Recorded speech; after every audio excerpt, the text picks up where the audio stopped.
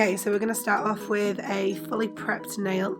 I've done all cuticle work, so pushed back all the cuticles, freed the sidewalls, got rid of any skin, and I've slightly etched over the nail with a smooth grip file. What we're going to do now is we're going to take a tip. I'm going to use the Perfetto tips by Nail Harmony. I've sized the tip and this applies really close to the edges, so I'm applying a small amount of glue and then I'm going to adhere that right to the very end of that free edge, just to make sure that we're kind of stuck and kind of to make sure that, you know, we are leaving as much of the natural nail exposed as we can. You can just then pinch the sides of the nail tip just to make sure that they're kind of really stuck down. You don't want any air bubbles or any gaps there. I'm going to take a file. I'm going to just take the 180 grit and I'm going to start filing away the free edge. Again, order is kind of completely up to you. I like to start with the free edge and then move on to my sidewalls. Remember to line up your file with your natural sidewall. This will give you a really nice, really straight edge and will kind of stop that downward curvature of the tip, which is kind of what we don't want. I'm just going to lightly etch over the top. This removes shine. The competition tips don't need much blending. I'm going to spray some prep spray over the top and I'm going to scrub this using a scrubber brush. This is going to get rid of any dust and oil. I'm using a pH blender. This is a dehydrator, so you can see it dries instantly. I'm then going to follow that with a primer. You have your primer pens that you can use. Primer can be a wet stay or a dry stay primer. This one stays wet, keeps the nail nice and wet. That's how you can remind yourself you've used it. This tip is now fully ready for acrylic application. I just want you to take a little look at the brush. You can see where there's the dent. I use the CJP Big Boy brush. You see the indent in that ferrule. That allows that brush to lay super flat. You see how that's quite a square edge? It's going to allow you to pick up a really nice bead. Make sure you are working from the same side of your brush every single time. We're going to dip into some acrylic. This is an opaque acrylic. The brush is wet and look how I don't really move. I kind of go straight into the pot, leave that there and let the monomer pick up that polymer. Let it polymerize. You'll see I've got a few crystals on there. We'll just do a little tap and tap those off. And then going to apply this to zones 1 and zone 2. We're going to do a 2 bead application. It does actually end up being a little bit more than a 2 bead. I'm using the belly of my brush and I'm flipping the brush side to side. Notice how I'm using the flat side of the brush all the time. I'm using the belly of that brush and I'm pulling that product down towards the tip of the nail. I'm kind of taking my time. This is building up a little bit of thickness as we kind of move down the nail. And this is kind of your structure bead, so you've got to be really careful. We're working over the top of the stress area as well. My second bead is going to be slightly smaller and slightly wetter. I'm going to place this towards zones 3, but kind of up towards the cuticle, making sure not to spill it into the sidewalls. I'm moving around that product near the cuticle area first.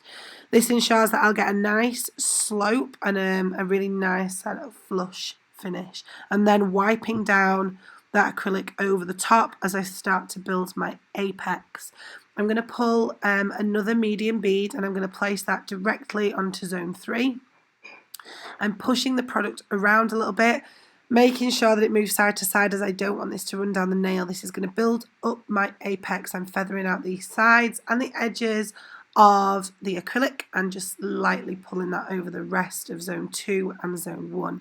I also noticed that down towards the cuticle was a little translucent, so I've gone in with a smaller bead just to patch that up. The bead just to add a bit more thickness as well. Sometimes you're going to add more beads, doesn't matter. You can kind of add beads. It's harder to remove acrylic as opposed to adding acrylic, so don't worry at this point. Again, I'm just feathering down that area. You'll see how the bulk of that bead hasn't really moved and you can start to see that thickness build now. Looking at the nail, we've got a nice apex growth out of the cuticle area. Obviously it's rough acrylic, we need to file it. Looking down at the barrel of that nail, it is a little bit thin, so I do want to go in and add a really small bead. This is a small wet bead and I'm going to apply this using the reverse method.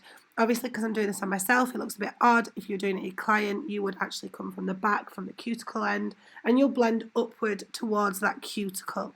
Again, I am utilising all of my brush, using the belly of that brush to pull that acrylic backwards, just to add a little bit of thickness to the tip of that nail. When the acrylic is dry or semi-dry, you can see that I'm pinching the side walls. What this is going to do is this is going to accentuate that C curve as you look down, and that's actually going to add to strength of the nail as well. I'm going to use my file. I'm going to use both the 100 and the 180 grit side. I'm going to do my free edge first. I am then going to line up that file again and come down the side walls, making sure that it is nice and straight. Always checking all the time, really important. Flip over to the other side, and we're going to do exactly the same thing on this side too.